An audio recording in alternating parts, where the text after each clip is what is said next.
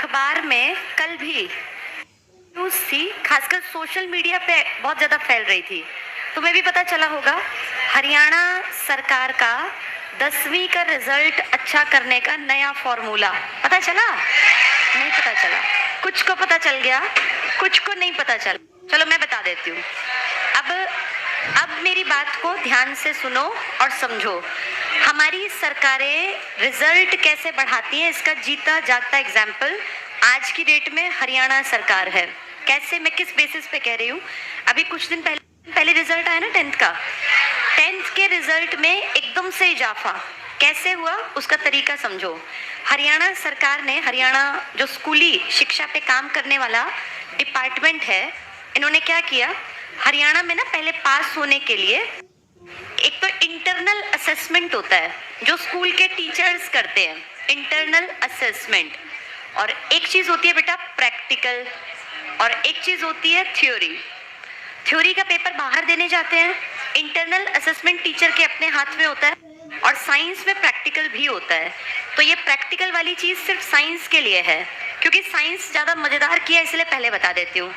Internal assessment और practical में अगर कोई बच्चा हरियाणा में, इन दोनों के नंबर हाथ के, टीचर के हाथ के, पढ़ना जरूरी नहीं है। इंटरनल असेसमेंट भी अपना टीचर करेगा, और प्रैक्टिकल तो आप जानते हो इंडिया में कैसे लगता है। लिस्ट उठाई, 20 में से 18 बिना नाम देखे, 18 17 19, 19 18 17, 17 17 18 19, ऐसी तो बनती है ना लिस्ट। उस इंटरनल असेसमेंट में नंबर अच्छे आ गए, प्रैक्टिकल में भी नंबर आप जानते हो वैसे फ्री के बांटे जाते हैं। हरियाणा में इस साल अगर किसी बच्चे के थ्योरी में 00 भी हैं तो भी वो पास हो गया।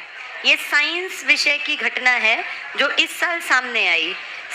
इन दोनों में मिलाकर अगर बच्चे के 33 नंबर आ गए तो बच्चा पास कर दिया। ये दोनों तो झूठ में भी दिए जा सकते हैं। बच्चे की रियलिटी किसमें सामने आती है? थ्योरी। भाई साल भर पढ़ा होगा तो कुछ लिख पाएगा। अब उसने पन्ने में कुछ भी नहीं लिखा ना, अगर तब भी इन दोनों को ऐड करके अगर उसके मार्क्स कितने बन गए? 33, तो ये पास है। ये स्पेशल केस साइंस के साथ हुआ क्लास 10वीं में, कि थ्योरी में 0 तो भी बच्चा पास। बेटा उस एक बच्चे की देखा देखी पीछे जितनी क्लासेस हैं सबके मन में कि खूब पढ़ेगा, बिना पढ़े भी काम चल जाएगा। पढ़ाई एक टफ काम है।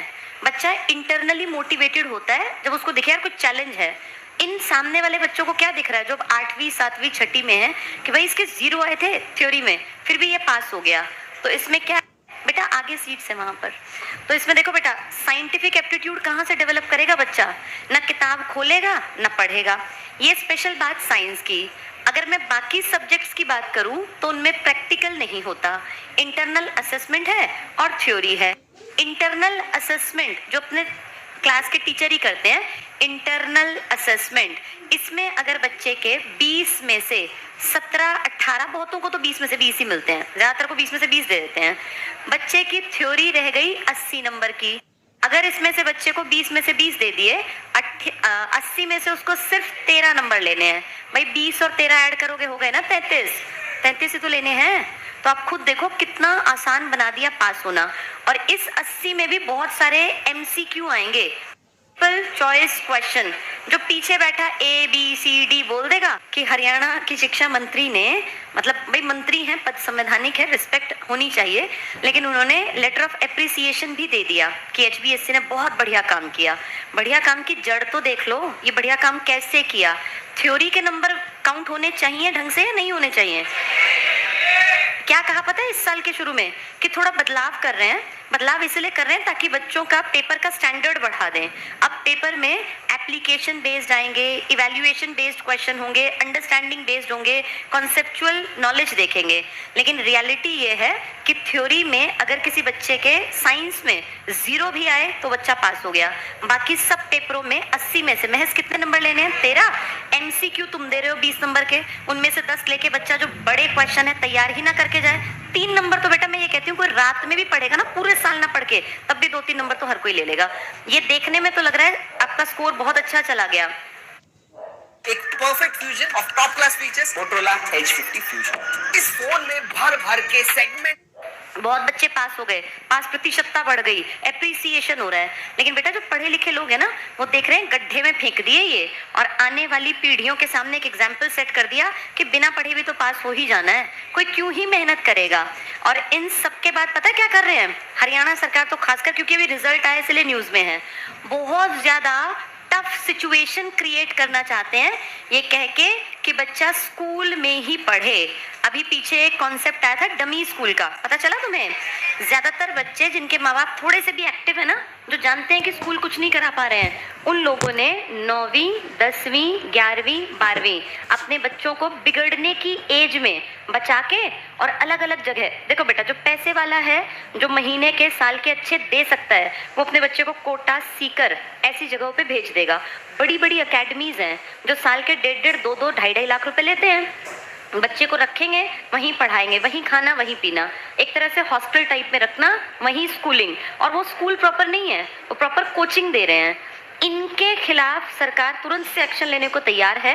वो कहते हैं ये कैसे चल रहा है डमी स्कूल, बच्चे का डेवलपमेंट नहीं हो रहा, तो तुम बड़ा अच्छा डेवलपमेंट कर रहे हो ऐसे कर करके, और इस डेवलपमेंट का बड़ा फायदा दिखने वाला है। सरकार अपने स्कूलों का स्टैंडर्ड ना सुधार के और ये कह रही है, पीछे तुम्हें याद है एक नियम बनाने वाले थे कि 16 साल से कम उम्र के बच्चे जो है वो कोचिंग भी नहीं ले पाएंगे, ऐसा कुछ कह रहे थे ना भैया। 16 साल तक बच्चे को बिल्कुल सरकार पढ़ाए ना, खाली छोड़ दे। हमारा एनर्जी लेवल ना बेटा 13 साल के बाद बहुत ज्यादा हाई होने लगता है, उस एनर्जी को सही डायरेक्शन मिली तो बच्चा बहुत बढ़िया साइंटिस्ट, डॉक्टर, आर्किटेक्ट, टीचर कुछ भी बन सकता है। लेकिन अगर 13 साल से 16 साल तक आपने बच्चे की एनर्जी को यूटिलाइज नहीं किया तो इतने नशे, इतनी गंदगी इस समाज में इस टाइम पर है कि हर बच्चा बिगड़ जाएगा आसानी से। तो जो बच्चे अच्छा जगह जाके कहीं पढ़ना चाहते हैं उनके ऊपर गाज गिराने में पीछे नहीं है सरकारें। उनके वहां जाएंगे, चेकिंग करेंगे, कहेंगे नॉर्म्स दिखाओ, तुमने इसकी परमिशन ली कि नहीं ली। अरे भैया अपने स्कूलों में देखो जिनमें कि इतना स्टैंडर्ड लो है कि साइंस में 0 लाने वाला बच्चा भी तुमने पास कर दिया, और वैसे ये कहते हैं कि इस चीज को पकड़ो, ये नहीं होना चाहिए, वो नहीं होना चाहिए। या तो इंसान के पास ऑप्शन हो, सरकारी स्कूल इतने स्टैंडर्ड देते हो पढ़ाई का कि बच्चा वहां पढ़ ले। बेटा कोई माँ बाप पागल नहीं है, कोई अपने बच्चे पे मुफ्त में ऐसे खर्च नहीं करना चाहता कि 1.5 लाख खर्च कर दिए। ये बीच में बातचीत नहीं करनी, सुन लो, ये सब तुम्हारे काम की बातें हैं। आगे आने वाले 5-10 साल बाद जिसकी समझ नहीं होगी ना बेटा, वो इंडिया में चल नहीं पाएगा। तो ये जो सरकार कर रही है ना कि जो प्राइवेट कोचिंग्स पर, ट्यूशंस पर तो शिकंजा कस लो कि ये ना पढ़ाएं, अपने आप पढ़ाना नहीं है, तो ये तो दिखती बात है कि शिक्षा को पूरी तरह से खत्म करना कहीं ना कहीं सरकार का टारगेट बन गया। अगर शिक्षा इस तरीके से नीचे नीचे डिग्रेड होगी तो आज से 5-7 साल बाद जो बच्चे 8वीं में, 7वीं में